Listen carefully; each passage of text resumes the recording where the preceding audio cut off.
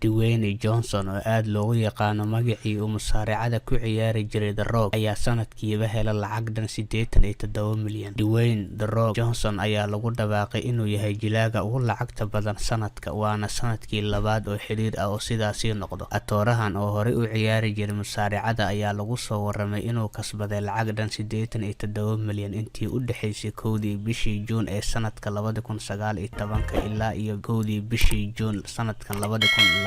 lacagta uu sanadkan helay waxaa ka mid ah 23 milyan oo uu ka qaatay filimka uu u jilay shirkadda Netflix ee lagu magacaabo Red Notice. Wuxuu sidoo kale lacag intaasi ka dheer ka sameeyay mashruuciisa jimicsiga ee la yiraahdo Project Rock. tobanka atoor ee ugu sareeya liiska jilayaasha lacagta ugu badan sameeya marka la isku daro waxa ay heleen sanadkan waa 545 milyan. in ka badan 4 meelood hal meel oo ka mid ah lacagtaasi waxaa bixisay shirkadda Netflix sida uu shaaciyay wargeyska dhaqaalaha qiimeeyay ee lagu magacaabo Forbes. Ryan Reynolds oo ah atooraha kale ee ku jira filimka Johnson uu sameeyay ee Red Notice ayaa noqday jilaaga labaad ee sanadkan sameeyay lacagta ugu badan, wuxuuna helay 71 milyan. Dhibacyada lacageed ee uu helay waxaa ka mid ah 20 milyan uu ka qaatay filimka Red Notice iyo 20 milyan uu ka qaatay filimka kale ee isla shirkadda Netflix uu u sameeyay ee la yiraahdo Six Underground. atooraha saddexaad ee liiskan ku jira waa Mark Wahlberg oo sanadkan gudihiisa ku shaqaystay 58 milyan, halka Ben Affleck uu soo galay kaalinta afaraad. Vin Diesel isaguna soo galay kaalinta shanaad. jilaaga u dhashay Hindiya Akshay Kumar ayaa noqday atooraha kaliya ee ka tirsan Bollywoodka ee soo galay liiska 10 hore. wuxuu Akshay ku jiraa kaalinta lixaad ee liiska isagoo hal sano gudaheed ku kasbaday lacag dhan 48 milyan sida uu sheegay wargeyska dhaqaalaha ka faalooda ee Forbes.